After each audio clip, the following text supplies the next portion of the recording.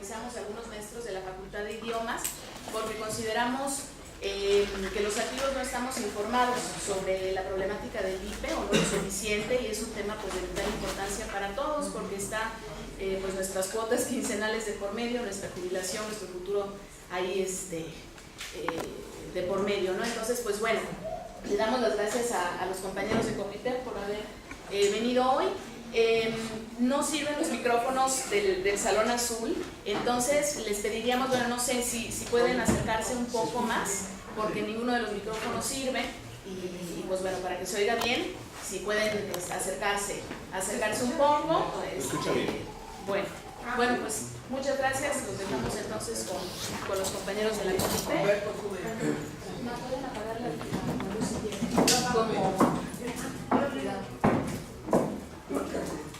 Buenas tardes, nos da mucho gusto estar en Humanidades, en nuestra unidad, y nos dio gusto que nos invitara un grupo de estudiantes y de maestras ahora, entre los cuales hay ex alumnos de nosotros, y se siente muy bonito que visiten a unos exalumnos y que estén pendientes y todo esto.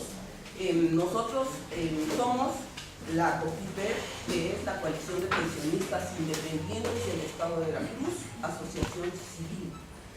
Y nosotros estamos legalmente constituidos como asociación civil y tenemos nuestro domicilio legal en Maestros Veracruzanos número 2, en el fraccionamiento común.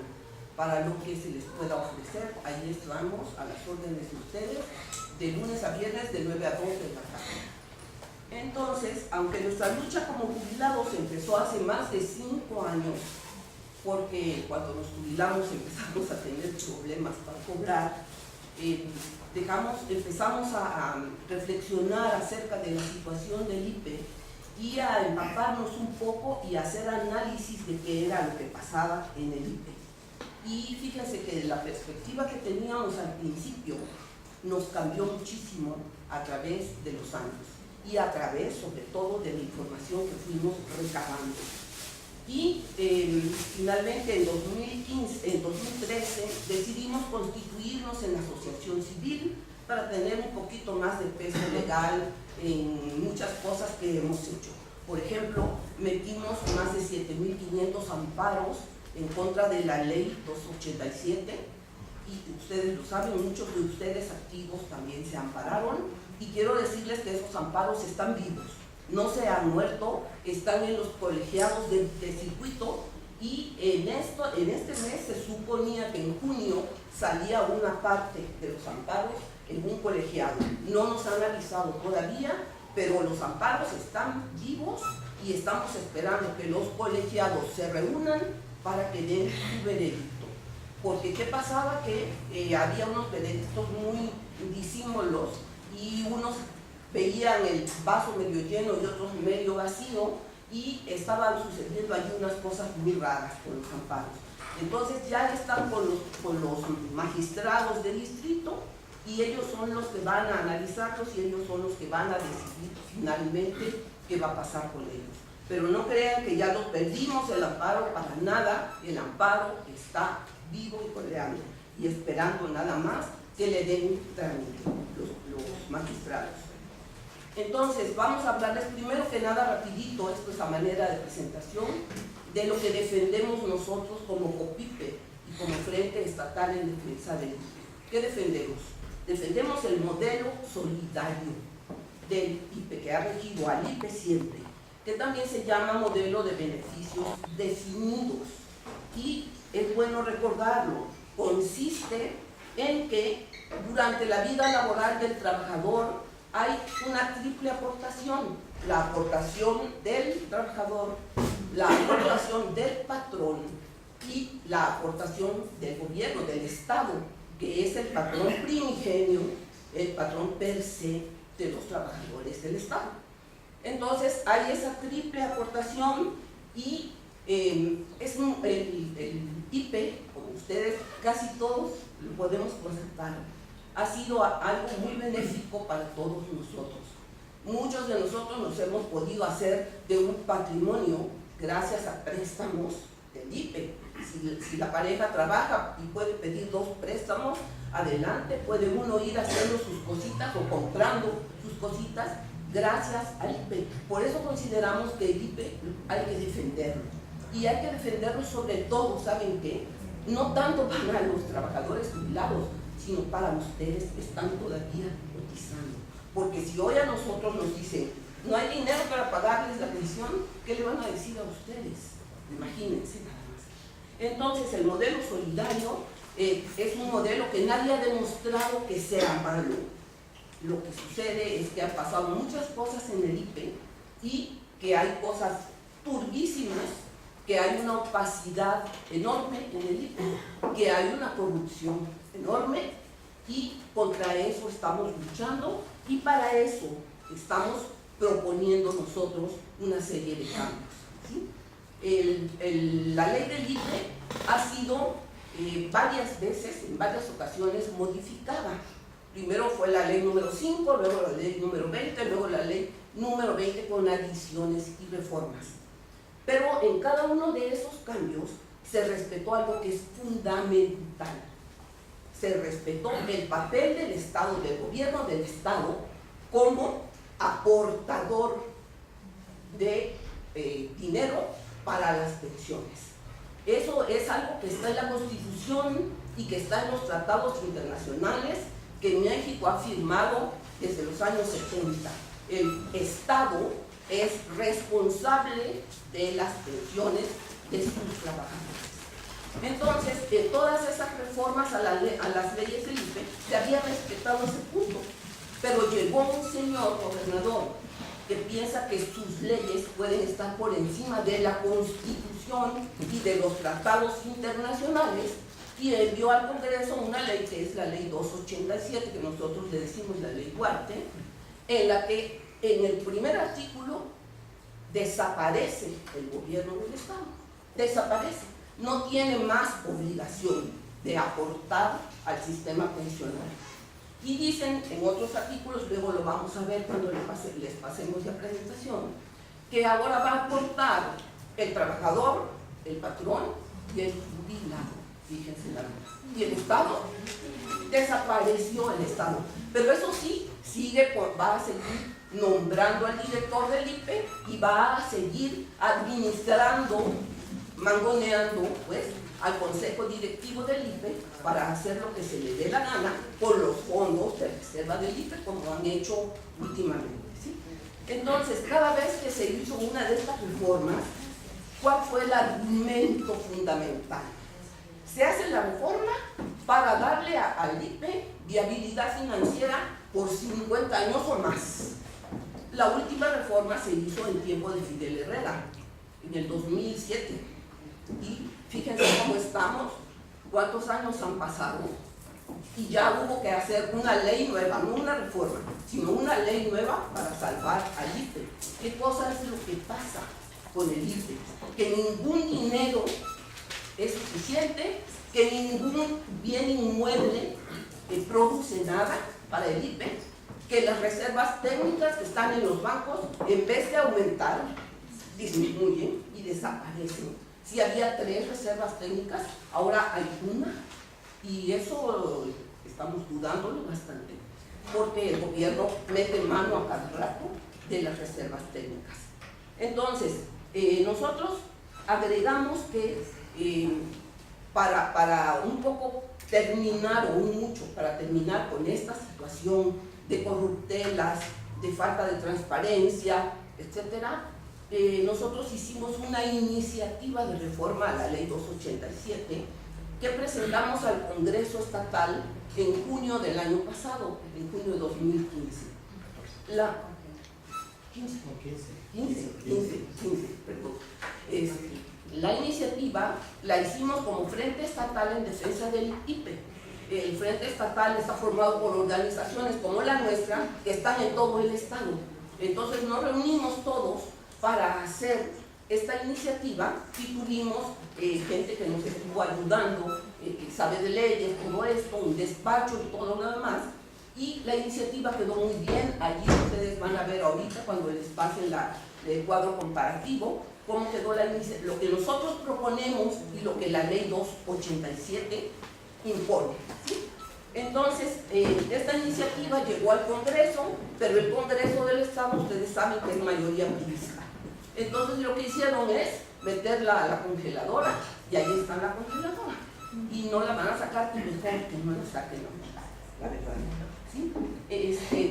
Los que estén interesados en conocer la iniciativa, con muchísimo gusto se las dejamos para que la copien, para que la lean con calma y para que si tienen también observaciones que hacernos o algo que agregar, porque suele suceder que a los especialistas se les vaya algún detalle, también nos pueden hacer llegar sus opiniones, sus observaciones, etc. Entonces, los compañeros que estén interesados en conocer nuestra iniciativa, se las podemos facilitar para que la lean, para que la fotocopien y la lean.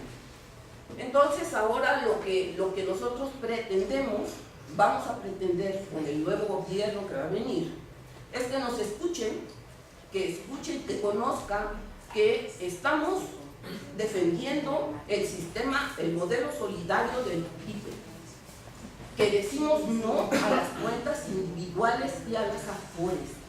¿Por qué? Porque la historia ha demostrado, la historia contemporánea ha demostrado que las cuentas individuales y las afores no son la panacea que dibujaban los gobiernos en Inglaterra, en Estados Unidos y en todo el cono sur. Para nada. Esas cuentas individuales y esas afores llevaron a los jubilados a situaciones de miseria verdaderamente graves en Chile, en Argentina, en mismo Estados Unidos, ¿sí? En Bolivia, en todo el cono sur, donde hubo dictaduras militares que las impusieron, ¿sí? Nosotros los gobiernos de aquí de México van retrasados en ese sentido. Ya en el cono sur vieron que eso no sirve, las cuentas individuales y las afores. Pero ahora, aquí en el norte, tan pegaditos al norte de nosotros, el gobierno mexicano quiere imponer las cuentas individuales y las afores, ¿sí? Sin tomar en cuenta la historia, sin tomar en cuenta las consecuencias sociales, políticas que esto puede traer. Entonces, ya no me tardo más, compañeros, eso fue a manera de presentación muy breve, y lo que queremos es que vean el cuadro comparativo que tenemos. ¿Sí? Está llegando, ahí viene. Sí. ¿Qué? Se descompuso. Acá está prendida, ¿eh? Ya está prendido, estamos esperando que abra. Sí. A ver, compañero Pedro va a contarles más cosas. Bueno, en lo que acerca de esta lucha. se ve el funcionamiento del equipo, quisiera subrayar que nosotros somos una asociación que se creó de manera autónoma, de manera independiente, y que nos sostenemos con los recursos económicos que los afiliados o los asociados aportamos. Nuestra definición como asociación civil está contenida en el estatuto de nuestra asociación civil. En el estatuto nosotros, como principio fundamental, nos definimos como una organización plural, abierta, tolerante, independiente y comprometida fundamentalmente con un propósito, que es la defensa del IPE. Cuando nosotros hablamos y decimos defensa del IPE, nos estamos refiriendo a todo lo que implica la seguridad social. Y en la seguridad social está contenida no solamente lo que se refiere a las pensiones, sino también a la salud, porque cuando nosotros nos jubilamos, los que trabajamos en la universidad en este momento, los activos, tenemos el servicio médico de la UB, pero al jubilarnos automáticamente nos afilian al IMSS, al Seguro Social, con todo lo que nosotros ya sabemos y ustedes ya saben de lo que es el Seguro Social. Entonces, ya jubilados pertenecemos al Seguro Social.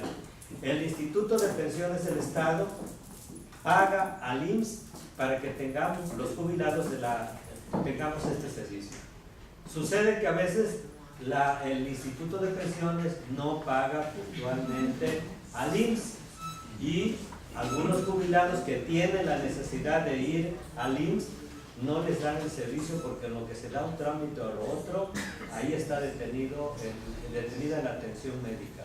Entonces la seguridad social implica pensiones, salud, y también estamos exigiendo en esta iniciativa de ley que vamos a plantear y que la maestra Adriana va a explicar, estamos planteando recuperar un servicio que teníamos, que es el apoyo para préstamos hipotecarios y vivienda, que es una parte que ha venido mermando como una prestación y que los sindicatos, los líderes sindicales han permanecido callados y no han demandado.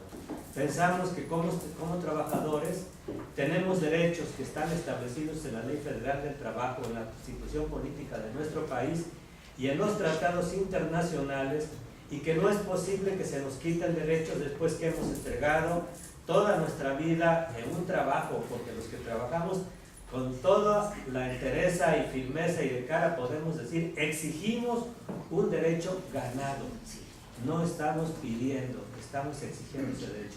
Entonces en la iniciativa de ley, ustedes van a observar que por una parte la ley 287, empezando por el artículo número 1, el gobierno del Estado en la ley 287 define que el Instituto de Pensiones del Estado es un organismo público descentralizado. En la ley 20 decía que el Instituto de Pensiones del Estado era un organismo público descentralizado. En la ley 287 le quitan lo público. ¿Por qué? Porque de ahí en cadena podemos observar en el conjunto de artículos subsiguientes de esta ley 287, el gobierno se quita como garante, y la ley federal establece que el Estado obligatoriamente es garante, es decir, debe de garantizar el pago de las pensiones. El gobierno se quita como garante y en lugar del gobierno del Estado incluye a los pensionistas. Esto lo vamos a observar en esta ley. ¿Ya está? Ya está. Bueno, ya lo dejaríamos ahí. Entonces estamos en el artículo 1, que es lo que comentábamos. La maestra Adriana va a continuar en este comentario. Mire, si ustedes ven el artículo 1, dice, la presente ley tiene por objeto establecer el régimen de prestaciones de los trabajadores de base de confianza en la entidad y su cumplimiento es a cargo del Instituto de Pensiones del Estado de Veracruz, Ignacio La Llave, como organismo descentralizado dotado de autonomía de gestión, personalidad jurídica, patrimonio propio y domicilio legal, etc. ¿Qué dice en la iniciativa nuestra? La presente ley, todo lo demás que ustedes vieron, como organismo público descentralizado del gobierno del Estado, dotado de autonomía de gestión, personalidad. ¿Por qué la palabra público es tan importante? Porque si le quitamos público, ¿qué se vuelve? Privado, ¿sí? Y lo hemos, se lo hemos dicho a los diferentes funcionarios del gobierno del Estado de Veracruz, a los diferentes secretarios del gobierno del Estado, y nos han dicho, pero es que es lo mismo. ¿Por qué les preocupa que no diga público? Bueno, nos preocupa, si es lo mismo, pónganselo. ¿Cuál es el problema? Es lo mismo, pónganle la palabrita público, pero no. Entonces nosotros insistimos, tiene que decir público para evitar cualquier riesgo, ¿sí? Cualquier riesgo o cualquier mala interpretación, ¿sí? Entonces, luego el artículo 2, no sé si hay algo. Ahí no hay. No hay nada, es lo que está el 3. Para los efectos de esta ley se entiende por asignación docente genérica. No, es el aquí, donde sí, fíjense, el artículo es el 3, fracción 5. Familiares derechohabientes. Se entiende a la cónyuge o el cónyuge, la concubina o el concubinario del trabajador o pensionista, si es mayor de 60 años, o sea, si se muere el cónyuge o el concubino o la concubina y la pareja no tiene 60 años, no le van a dar su pensión hasta que los cumpla, ¿sí? Hasta que cumpla los 60 años. Así lo dice. Se mueren, o sea, vaya, se muere alguien de 40 y deja a la esposa de 40 años, de 45, de lo que sea, pero que no tenga 60, no le van a dar su pensión hasta que cumpla 60 años, así tenga hijos chiquitos, no hijos. Pero para los señores que le hicieron, es irrelevante, no tiene importancia, ¿sí? Para nosotros sí la tiene, por supuesto. Luego, de las zonas principales artículos. si son los principales artículos, les repito, el que quiera tener el cuadro comparativo lo tenemos impreso. Si lo quieren tener, se los prestamos para que ustedes en su casa.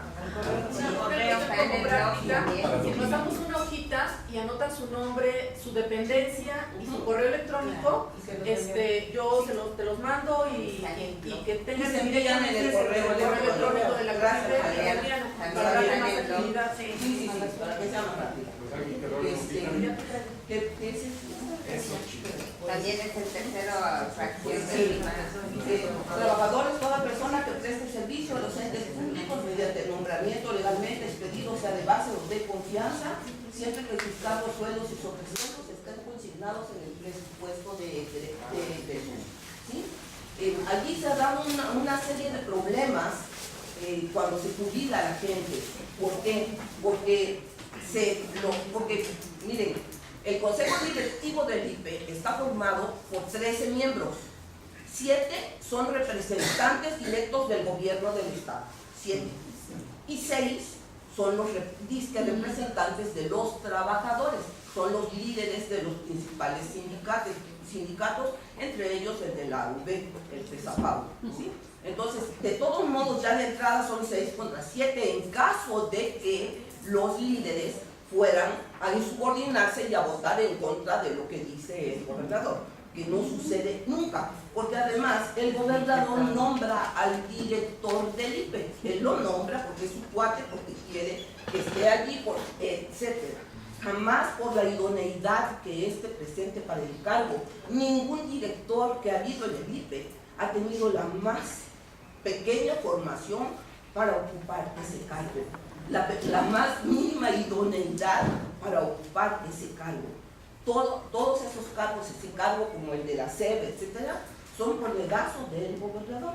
En nuestra iniciativa, nosotros lo que estamos proponiendo es que ya el gobernador no elija al director del IPE, ¿sí? Sino que se ciudadanice y se democratice eso. ¿Para qué? Para que haya una serie de ciudadanos con currículo, con formación, etcétera, que puedan presentarse y decir yo quisiera ser director del IPE, ¿sí? Y que haya 5 o 6, los que sea, y además con una conducta reconocidos por la sociedad, etcétera, etcétera, y que de allí de esos 5 o 6 o 3 o 2, los que sea, se pueda elegir al que se considere más idóneo. Sí. A ver, el artículo 16. Los recursos para cumplir el costo de las prestaciones establecidas en esta ley y los gastos de administración correspondientes se obtendrán de las cuotas y aportaciones que están obligados a pagar los trabajadores, pensionistas y el patrón. ¿Y el gobierno del Estado? Desaparece del artículo 1. Y aquí vemos para qué le quitaron lo público, la palabrita público al artículo 1. ¿Sí? Entonces, allí, según esto, son trabajadores, pensionistas y patrones los que van a mantener al IPE. Ustedes saben que se apeló, que hubo incluso la Comisión Nacional de Derechos Humanos presentó ante la Suprema Corte de Justicia este artículo como violatorio de la Constitución, como inconstitucional, y la Suprema Corte de Justicia falló a favor nuestro y se modificó ese artículo quitando pensionistas, ¿sí? No, los jubilados no vamos, como quería Duarte, a volver a cotizar, a recotizar después de que durante toda la vida laboral lo hicimos. No vamos a volver a cotizar. ¿Sí? Luego, el artículo 19. Los pensionistas aportarán al instituto el 12% de jubilación, sigue con lo mismo, ¿no? Queda exento de este porcentaje la percepción que no exceda el monto equivalente a 3 salarios, pero ese artículo también lo derogó la Suprema Corte de Justicia de la Nación. ¿Sí? Era un artículo inconstitucional. ¿Qué quiere decir eso? Que va contra la ley suprema de este país, que es la Constitución.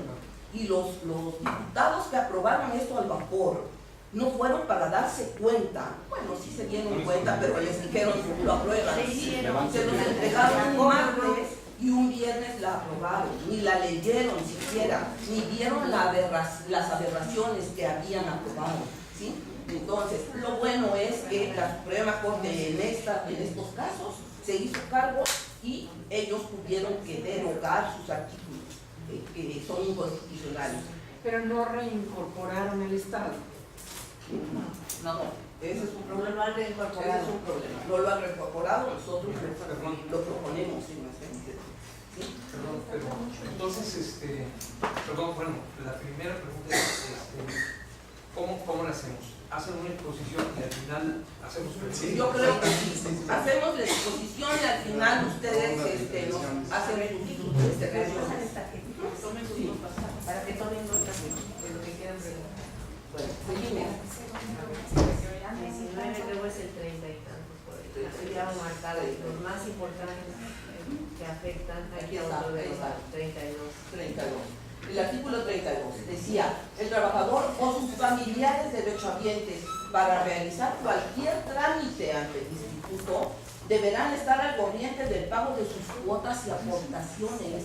Fíjense nada más, si al trabajador no le preguntan si quiere dar su cuota cada quincena, al trabajador le descuentan, en su cheque llega el descuento. ¿Sí? Y el que no se pone, el que no está nunca al tanto con sus cuotas, con muy pocos patrones están, son los patrones. Ahí tenemos a la SEP, que en 2014 debía 100 millones de pesos de cuotas de sus trabajadores, que les descuenta y que no integra al IPE. ¿Sí? Entonces, ese artículo también los magistrados de la Suprema Corte encontraron que era inconstitucional y lo regresaron a la legislatura y lo tuvieron que derogar. ¿Sí? Es un artículo inconstitucional, no depende del trabajador, a él le descuentan su cuota puntualmente. Si su patrón lo paga, el IPE tiene una ley, tiene leyes, y en todas las leyes del IPE dice que a los patrones morosos hay que cobrarles con el interés más alto del mercado. ¿Sí? ¿Y quién les ha cobrado? Nunca les ha cobrado nadie. Déjenme decirles que antes de que empezara el problema de la universidad, el único patrón que estaba al corriente era la UB. Los municipios, la SEB, los de bachilleratos, todo mundo estaba colgadísimo con las cuotas que como patrón tenía que aportar. Y nadie les cobraba nada. Los miembros del consejo directivo han cometido allí por omisión y por complicidades. ¿Sí? No hacen nada y no han cobrado nada. Y eso ha sido justamente para lograr lo que ellos quieren, que el IPE digan quebró, ya no alcanza el dinero y quebró. ¿Y ahora qué hacemos? Ahora nos vamos a las afores y a las cuentas individuales. Esa es la tirada en general, en realidad. ¿Sí? Y contra eso estamos luchando nosotros y nos estamos a luchar ustedes. ¿Sí? Luego. A ver, aquí me dice que hay un artículo. El artículo 35. Tienen derecho a la jubilación los trabajadores con 30 años o más de servicios e igual tiempo de cotización al instituto en los términos de esta ley y que hayan cumplido 65 años de edad. La jubilación dará derecho al pago de una cantidad equivalente al 100% del sueldo regular establecido en el artículo 3. Es el regulador. 14. Y, O sea, este es para ellos sí es el peor, ¿no? Por lo que es lo regulador. sí, miren, el famoso sueldo regulador. ¿Por qué es pésimo para ustedes? Porque cuando se jubilen, ya no les van a dar, como nos dieron a nosotros, los que estamos jubilados hoy, el 100% de su pensión, sino que de su salario, Sí. Y la prima de antigüedad. ¿Sí? Eso nos dieron a los que estamos jubilados hoy. A ustedes, lo que se pretende, a los que no tenían 30 años, cuando aprobaron la ley 30 años de trabajo, se pretende aplicarles el sueldo regulador, que se va a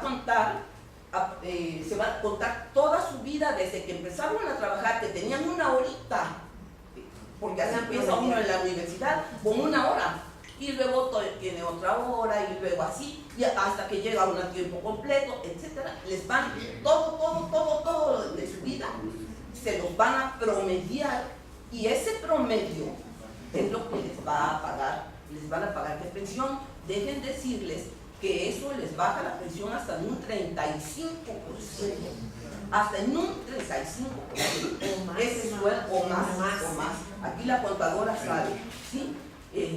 Hasta en un 35% o más les baja ese sueldo regulador, como lo plantean ellos. Nosotros lo estamos planteando de otra manera en nuestra iniciativa, y ya lo verán cuando tengan la iniciativa en la mano. Porque nosotros ya estamos jubilados y estamos de este lado, pero los más son ustedes, los que están verdaderamente en peligro, los que están verdaderamente mal, son ustedes que están activos, ¿sí? Porque a la hora que se vayan a jubilar les van a aplicar todo esto. Y cuando digan ustedes, no, pero si es que, ¿por qué me toca tan poquito? Sí, señora, porque este es el sueldo de toda su vida laboral. Este es el promedio de sueldo que usted alcanzó en toda su vida laboral, ¿sí? Y les van a bajar, les van a mochar una parte muy importante de la pensión. Luego, contra eso estamos obviamente. ¿No está derogado ese? No está derogado, no, para nada. No. Ya sé que es al final, pero creo que ahorita es muy oportuno porque usted está poniendo el ejemplo. Bueno, Sí, por favor. No me preste una tarjetita para que no se puede. Orden y progreso. Sí, claro. Vamos a ver los que más afectan. Miren, nosotros nos amparamos contra toda la ley 287, y la reforma que nosotros proponemos es a 35 artículos de esa ley, ¿sí? 35 artículos, y muchos de ellos van dirigidos a una reingeniería administrativa del IPE, porque sin eso ningún dinero va a alcanzar. Ningún bien inmueble que le den o que le vendan, lo que sea, va a rendir, porque así ha pasado todo el tiempo. Los integrantes del consejo directivo tienen, la señora Cela Servín tiene 40 años de estar en ese puesto. 60 también desde que empezó el IPE. Desde que empezó el IPE está ella, fíjense. Y Enrique Levet, por ejemplo, tiene 35 años desde que es líder del CESAPAU, desde que se formó el CESAPAU, tiene 35 años de estar allí. Y el del CETSE tiene más. Y todos ellos tienen como si fuera una monarquía esto, peor que monarquías, ¿sí? Entonces, nosotros proponemos que haya cambios, que ese consejo directivo se vaya a su casa a cuidar a sus bisnietos, y que venga gente nueva, con conocimiento, con currículo, con ganas de servir, no de servirse, ¿sí? Y el IPE puede funcionar así. Entonces, el artículo 6, el consejo directivo se integrará con 13 miembros, 7 representantes del gobierno del Estado designados por el titular del Ejecutivo, uno de los cuales será el director general del instituto, y 6 más designados por los trabajadores, de los cuales la Federación de Sindicatos Trabajadores al Servicio del Estado, municipios, corresponderá 1, 5 serán nombrados por las organizaciones sindicales que tengan carácter estatal en la siguiente forma: a 4 del Magisterio, 4 del Magisterio al Servicio de la Secretaría de Educación y 1 de la Universidad de Veracruzana, que de acuerdo con sus patrones agrupen al mayor número de trabajadores y pensionistas. Fíjense, el gobernador del estado designará de entre los miembros representantes del gobierno a quien presida el consejo directivo. El consejo directivo será asistido por un secretario técnico que determinará el propio consejo de entre los funcionarios del instituto. Todo está arreglado de manera que el gobernador no aporte nada. Ya él se deshizo de su obligación de aportar, pero está metido hasta el tuétano, nombrando al director con los miembros del consejo directivo, dando línea cada vez que hay sesiones del consejo directivo, obviamente, y todo el mundo dice sí, y todo el mundo levanta la mano, y todo el mundo hace lo que el gobernador les dice que hagan. Por eso los préstamos que han visto ustedes recientemente que dan vergüenza, verdaderamente. ¿Sí? Entonces nosotros en nuestra iniciativa, ya lo verán, proponemos un cambio pero radical de todo eso. ¿Sí? Por supuesto que a los líderes sindicales que están allí sentados no les gusta nada esa iniciativa. Por supuesto que Enrique Levés nos ha dicho, pero ¿cómo creen que van a quitar a la gente con tanta experiencia y van a poner a nuevos que no van a saber ni qué hacer? ¿Cómo creen? Vaya, la gente con experiencia tiene que estar allí para que ¿qué? ¿Para qué? ¿Verdad? Entonces, los líderes sindicales están así contra nosotros. Nos odian en el gobierno, nos odia todo el mundo, lo sabemos, porque, y qué bueno, ¿sí? Porque estamos empujando para que el IPE perdure, pero perdure bien, se enderece, como debe de ser, porque ha sido una cosa, una robadera y una corruptela tremenda, de los ahorros de todos nosotros, ¿sí? Todos nosotros hemos ahorrado toda nuestra vida en el IPE y nuestros patrones también, o al menos la patrona universidad también ha aportado para que nos salgan con que ya no hay. Entonces, los miembros del consejo directivo durarán sus funciones mientras sus nombramientos no sean revocados libremente por quienes los hayan designado. ¿Quién designó a esos líderes? Ellos se designaron. Yo soy líder del CEDAPAP, yo voy. Yo soy líder del CETSE, yo voy. Y déjennos decirles una cosa. El CETSE, que es el mayoritario, no tiene registro.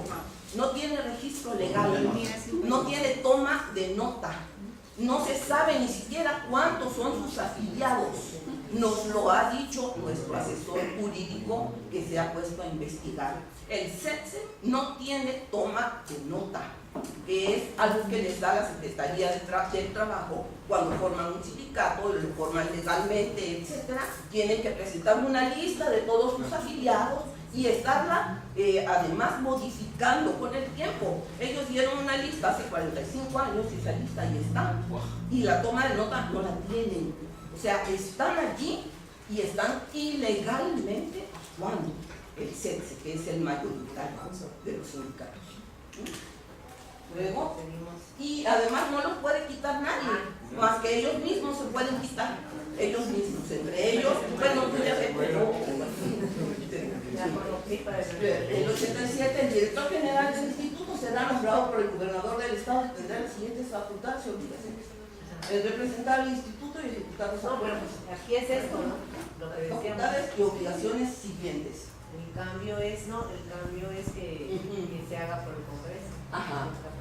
La propuesta es: para la elección del director general del instituto, el Congreso del Estado convocará a la ciudadanía en términos del reglamento a fin de integrar una terna.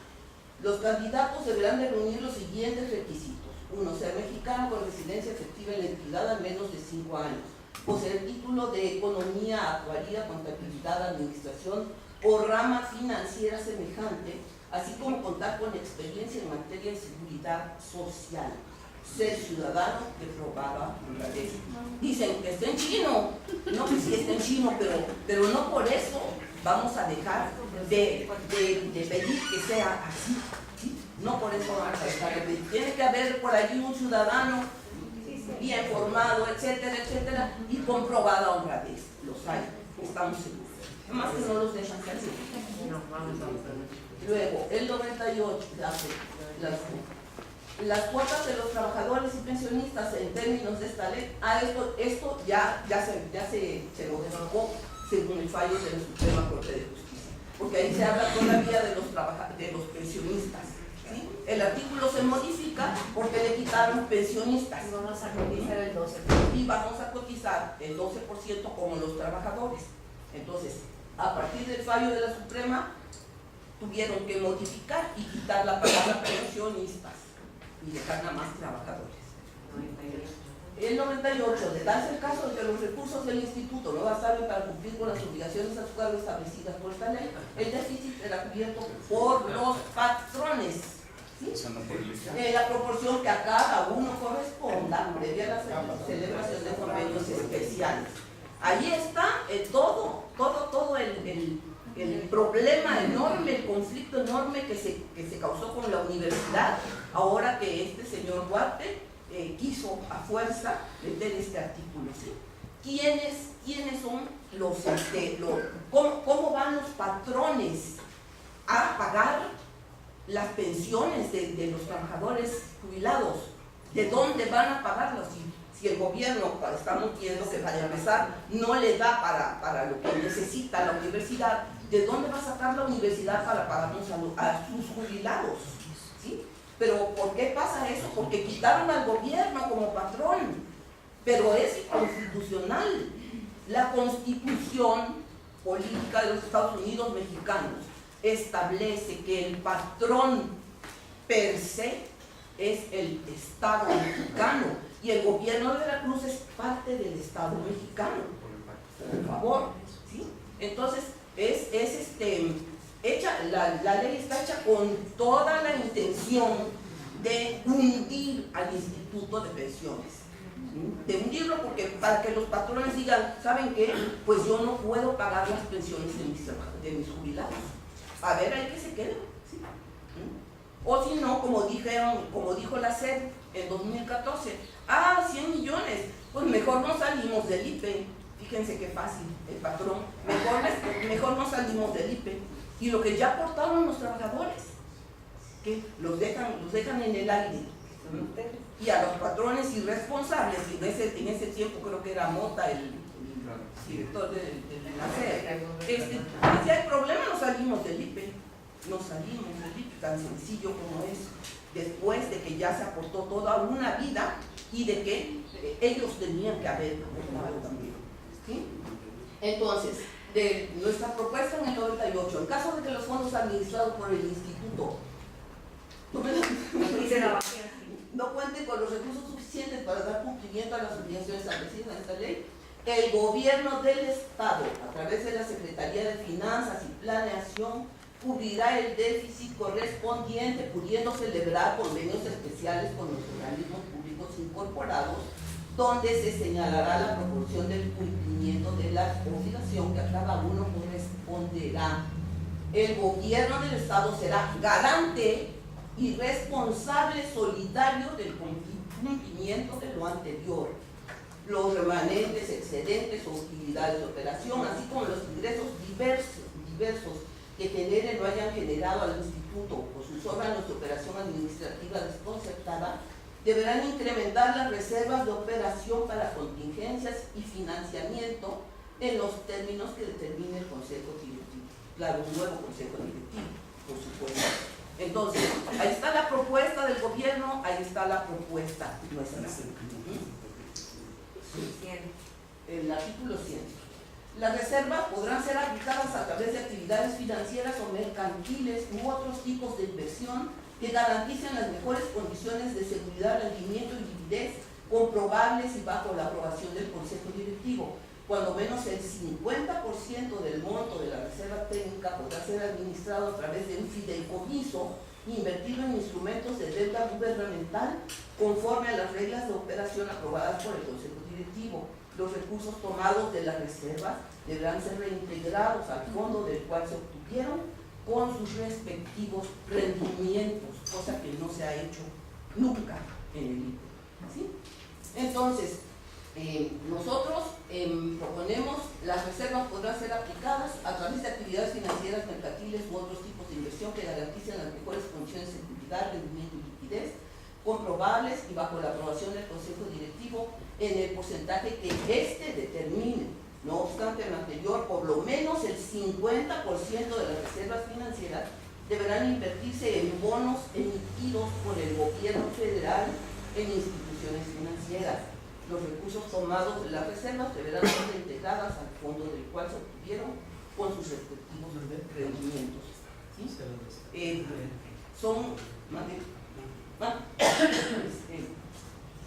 Entonces, tenemos que en una parte, sí se dice que los fondos de reserva tienen que reintegrarse y todo esto, cosa que no se ha cumplido. Y no se ha cumplido por la forma en que está administrado el IPE y por las complicidades que ya sabemos que hay en el Consejo Directivo y por todo lo que hablamos hace un momento.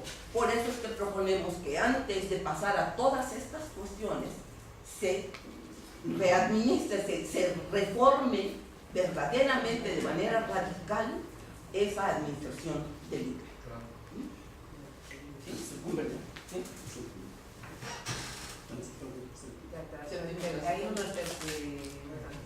Hay un derogado, el tercero. Sí, el tercero transitorio se derogó. El descuento del porcentaje a que se refiere al artículo 19 de esta ley únicamente será aplicable a los trabajadores a partir de la entrada en vigor de este ordenamiento. Cumplan con los requerimientos exigidos por la misma para obtener la jubilación o pensión, quedando excluidos de dicha deducción los pensionistas vigentes a la entrada en vigor del presente ordenamiento y los trabajadores que hayan cumplido con la edad y tiempo de cotización conforme a la ley abrogada. Derogado con base en el fallo de la Suprema Corte de Justicia de la Nación, que quita a los pensionistas de cualquier tipo de aportación, ¿sí? De cualquier tipo de aportación. Entonces, el cuarto, se considerarán trabajadores en transición aquellos que ingresaron al servicio con fecha anterior a la entrada en vigor de la presente ley, con excepción, no, ya solo la ley, ¿no? Séptimo. ¿El séptimo? Sexto. Séptimo ya lo pasaste. Exacto. Séptimo.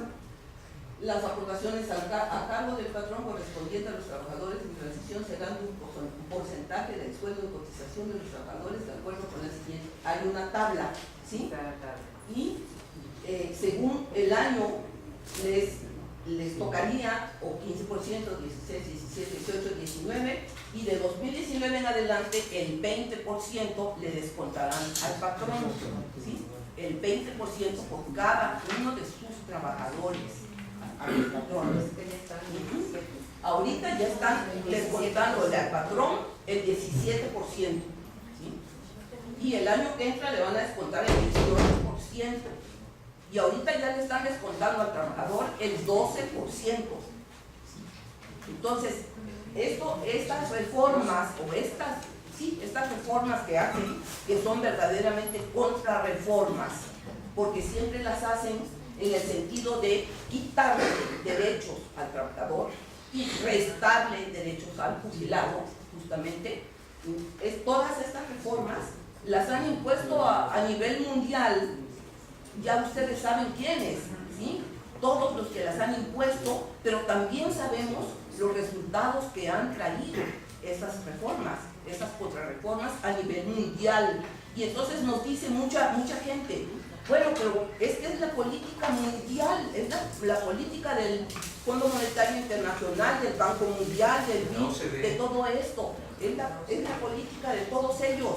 Entonces van a aplicar, bueno, que todos ellos estén convencidos de que eso es bueno, es una cosa, y que nosotros lo tengamos que aceptar como bueno es otra, porque además ya se ha visto en la práctica, ya la experiencia ha demostrado que no es para nada bueno, ni para el trabajador, ni para el jubilado. La Organización Internacional del Trabajo llamó desde el año pasado a los gobiernos del Cono Sur, que son los primeros que aplicaron estas reformas, los llamó a que regresen a los estados, ellos, administrar las pensiones.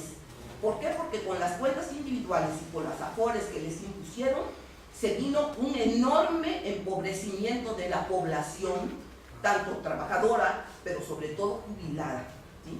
Los jubilados se llevaron la peor parte en todos lados. En Argentina los jubilados lloraban, ¿sí? En Chile igual, y allí tuvieron que imponerlos por medio de dictaduras militares.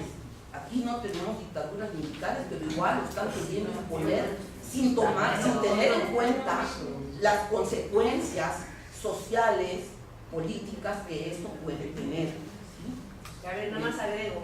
¿Sí? Es que en las cuentas individuales, si ustedes ganan ahora mensualmente 10,000 pesos, con las afores, cuando les toquen las afores, cuando se les toca irse, les van a dar 3,700. O sea, pierden el 63%, que es lo que se llevan las administradoras, ¿correcto? Es lo que se pierde. Ese es el problema. Es por eso es que se empobreció tanto allá en Chile, en Argentina, inclusive en Uruguay, Bolivia, porque se llevan todos ellos y el trabajador o al jubilado le queda solo el 37%. Sí, ese es el gobierno quiere venderle a los trabajadores y los líderes sindicales también, quiere venderles la idea de que es mejor, ya el IPE lo dejamos, ya no da, ya quebró, ya está, váyanse a cuentas individuales y ustedes van a ver lo que van a recibir si se van a cuentas individuales cuando se jubilen. ¿Sí? Va a ser una miseria, absolutamente, porque es un negocio, es negocio de particulares, de transnacionales financieras, y cuates de los presidentes y de los de Hacienda de los países. Es un negocio para ellos, pero no para los trabajadores ni para los jubilados. Esa es la ley del borrón y cuenta nueva. Así.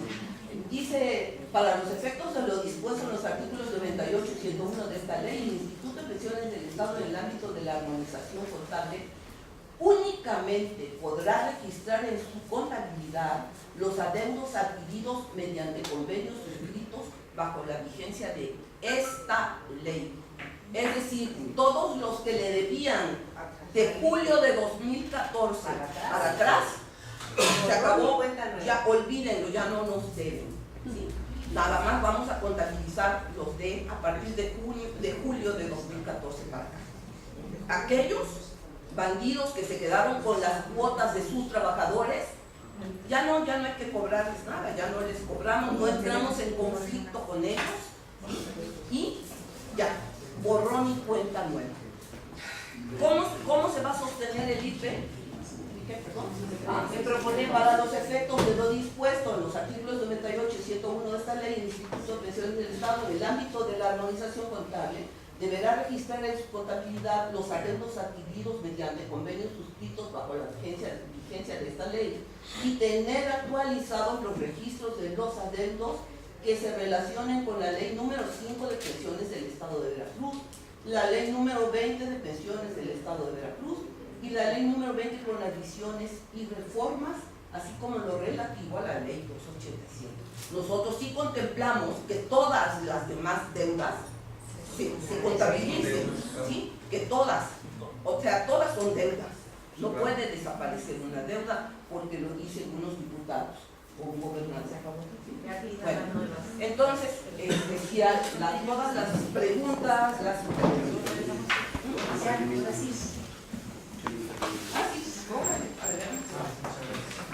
a ver, el compañero Humberto va a intervenir. Muy brevemente, no quiero abusar del tiempo, de su tiempo.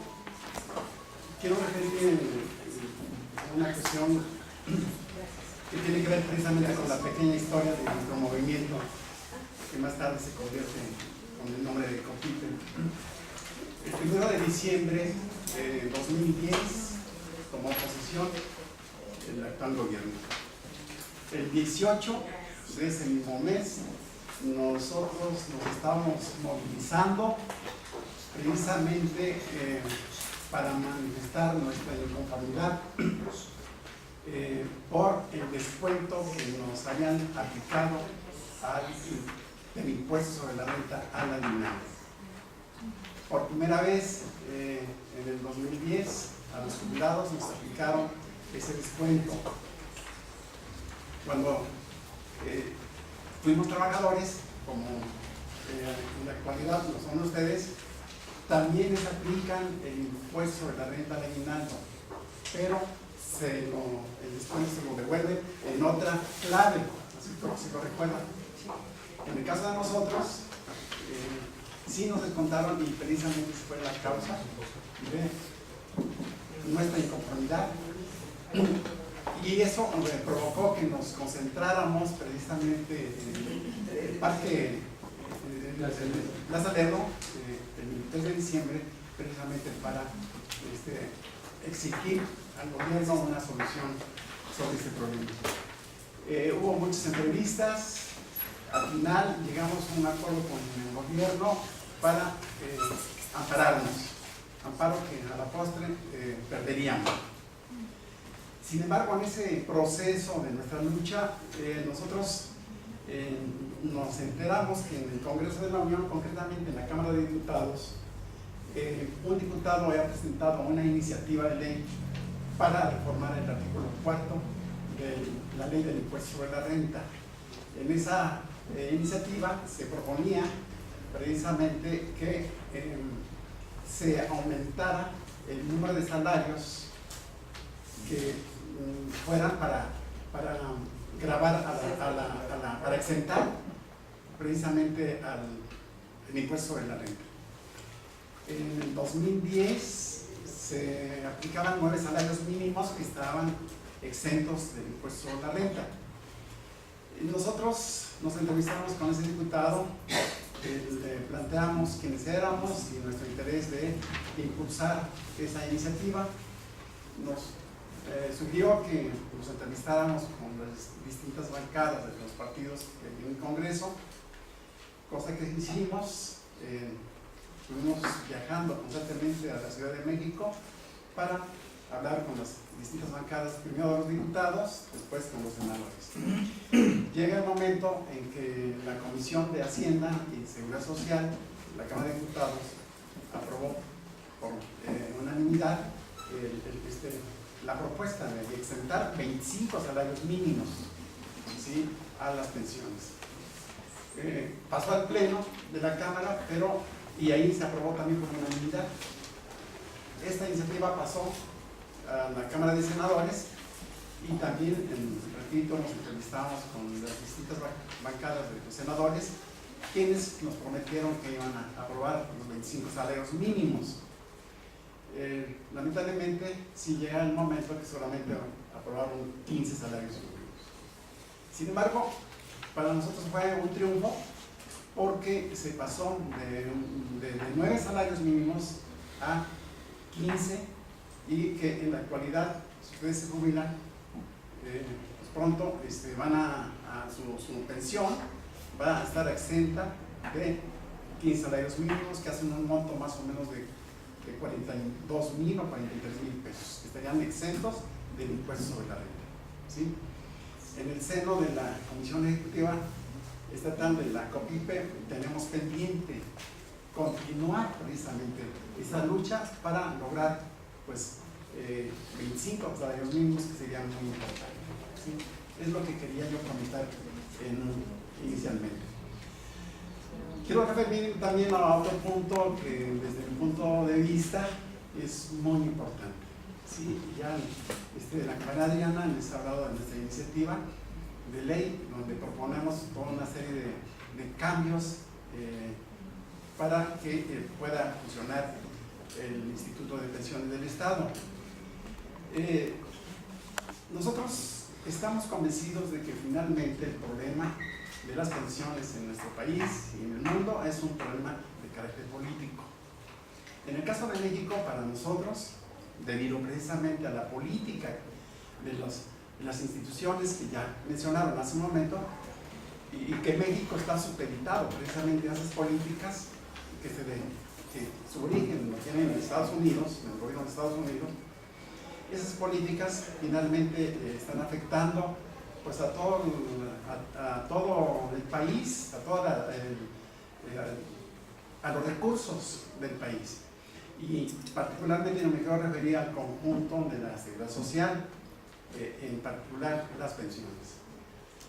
En Veracruz, yo estoy convencido que también este problema es de carácter político. ¿Por qué sostengo esto? Por lo siguiente, miren. Actualmente, el trabajador en activo cotiza el 12% de su salario. El patrón, el 17%, que hace un monto de 29%. El gobierno, mejor dicho, la Cámara de Diputados anualmente aprueba un presupuesto de 750 millones de pesos, lo cual, si lo dividimos entre 12 meses, mensualmente el Estado estaría aportando 65 millones. Si nosotros tomamos el 29% que cotiza el patrón y el trabajador, y sacamos las cuentas, más o menos de 95,000 trabajadores que cotizan en el IMSS. Nosotros, en la actual probablemente sean más, 98,000. Son camionadas de dinero. Esa es una de las cuestiones. Por eso es que nosotros estamos pugnando por la modificación de la ley y queremos con esta información que les proporcionamos se tome conciencia para que les sumen a nuestra lucha. Nos preocupa enormemente si el próximo gobierno INDEC tomará posición el 1 de diciembre próximo. Conocemos su historia del gobernante electo y particularmente esa parte que se refiere a cuando fue director del ISSSTE. En el 2007, en el gobierno de Calderón, reformó la ley del ISSSTE y mandó a los trabajadores a cuentas individuales. Eso es sumamente grave, porque en campaña este personaje declaró que él conoce el problema del Instituto de Pensiones y que sabe cómo resolverlo. Nos preocupa mucho esto, porque obviamente tiene en su mente las cuentas individuales. Eso es bien importante y quiero subrayarlo. Sin embargo, nosotros tenemos argumentos de peso muy importantes para defender el modelo solidario al que se ha defendido la compañía aérea. Uno de los argumentos desde nuestra perspectiva es el siguiente. El trabajador activo actualmente al recluto cotiza el 12%, el patrón el 17%. En el ISSSTE, el trabajador cotiza el 5.125 de su salario. El patrón, el 6.125.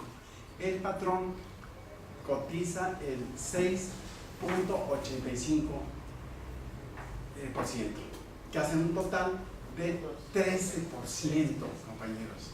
Mientras que aquí el trabajador del Estado cotiza en el IPE más el que cotiza el patrón, hace un monto de 29%. Entonces, si hacemos el cálculo, si no lo separan, pues obviamente que nosotros ese argumento va a ser muy importante en la entrevista que tengamos próximamente con este personaje. Me parece que esto es significativo y por eso nosotros se los compartimos. Otro aspecto al que me quiero referir muy brevemente es que cuando nosotros tuvimos conocimiento de que venía la reforma a la ley de pensiones, ¿sí? Pues nos preocupó también mucho. Cuando nos enteramos de su publicación, el compañero Pedro en un equipo hizo precisamente ese cuadro comparativo y se difundió de tal manera que llegó a muchos académicos de la Universidad Veracruzana y eso sirvió, tenemos entendido, sirvió para que presionaran a Levet a que tuvieran una reunión que finalmente se llevó a cabo, en la cual lo presionaron y lo obligaron a que se amparara. Esa es la parte de la historia que nosotros sabemos. Un amparo que fue un fracaso porque a la vuelta de la esquina no tuvo éxito. Entonces, lo que quiero destacar aquí es que él nunca estuvo de acuerdo en que se amparara. Afortunadamente nosotros sí seguimos otra vía, la cual nos ha rendido frutos, porque ya, repito, sí, el trabajador que se jubile el día de mañana ya no le van a aplicar ¿sí? El 12% de cotización como pensionado. ¿Sí? Grosso modo es lo que quería subrayar, seguramente van a surgir muchas preguntas que trataremos de contestar. Gracias. Y envió al Congreso una ley que es la ley 287, que nosotros le decimos la ley Duarte, en la que en el primer artículo desaparece el gobierno del Estado, desaparece, no tiene más obligación de aportar al sistema pensional. Y dicen en otros artículos, luego lo vamos a ver cuando les pasemos la presentación, que ahora va a aportar el trabajador, el patrón y el jubilado. Fíjense la verdad. Y el Estado, desapareció el Estado. Pero eso sí, va a seguir nombrando al director del IPE y va a seguir administrando, mangoneando, pues, al consejo directivo del IPE para hacer lo que se le dé la gana con los fondos de reserva del IPE, como han hecho últimamente, ¿sí? Entonces, cada vez que se hizo una de estas reformas, ¿cuál fue el argumento fundamental? Se hace la reforma para darle al IPE viabilidad financiera por 50 años o más.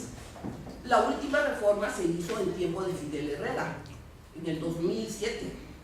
Y fíjense cómo estamos, cuántos años han pasado. Y ya hubo que hacer una ley nueva, no una reforma, sino una ley nueva para salvar al IPE. ¿Qué cosa es lo que pasa con el IPE? Que ningún dinero es suficiente, que ningún bien inmueble produce nada para el IPE, que las reservas técnicas que están en los bancos, en vez de aumentar, disminuyen y desaparecen. Si había 3 reservas técnicas, ahora hay 1, y eso estamos dudándolo bastante, porque el gobierno mete mano a cada rato de las reservas técnicas.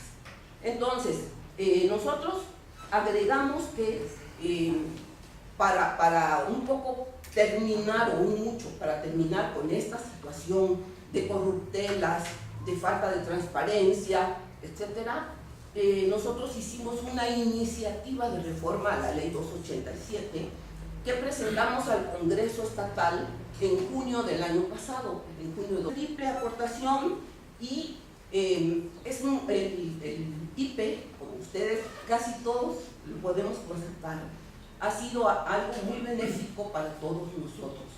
Muchos de nosotros nos hemos podido hacer de un patrimonio gracias a préstamos del IPE. Si la pareja trabaja y puede pedir 2 préstamos, adelante, puede uno ir haciendo sus cositas o comprando sus cositas gracias al IPE. Por eso consideramos que el IPE hay que defenderlo. Y hay que defenderlo sobre todo, ¿saben qué? No tanto para los trabajadores jubilados, sino para ustedes que están todavía cotizando.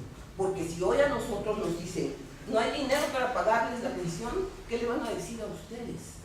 Imagínense nada más. Entonces, el modelo solidario es un modelo que nadie ha demostrado que sea malo. Lo que sucede es que han pasado muchas cosas en el IPE y que hay cosas turbísimas, que hay una opacidad enorme en el IPE, que hay una corrupción enorme, y contra eso estamos luchando, y para eso estamos proponiendo nosotros una serie de cambios, ¿sí? La ley del IPE ha sido varias veces, en varias ocasiones, modificada. Primero fue la ley número 5, luego la ley número 20, luego la ley número 20 con adiciones y reformas. Pero en cada uno de esos cambios se respetó algo que es fundamental.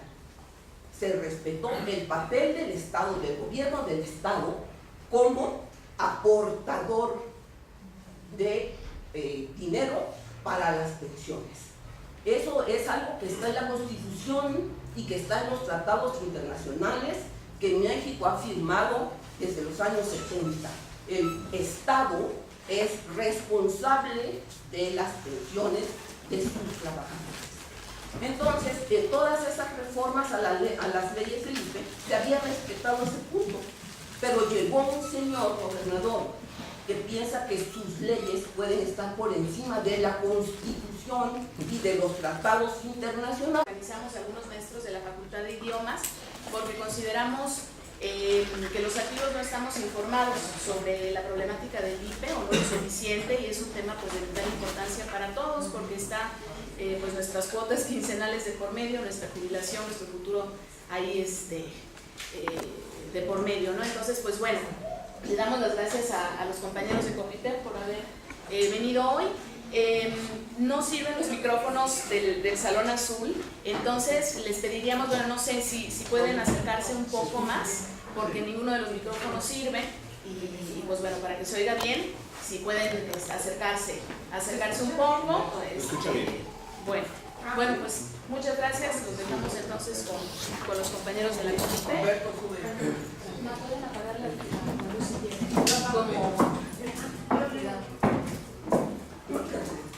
Buenas tardes, nos da mucho gusto estar en Humanidades, en nuestra comunidad, y nos dio gusto que nos invitara un grupo de estudiantes y de maestras ahora, entre los cuales hay ex alumnos de nosotros, y se siente muy bonito que le inviten a unos exalumnos y que estén pendientes y todo esto.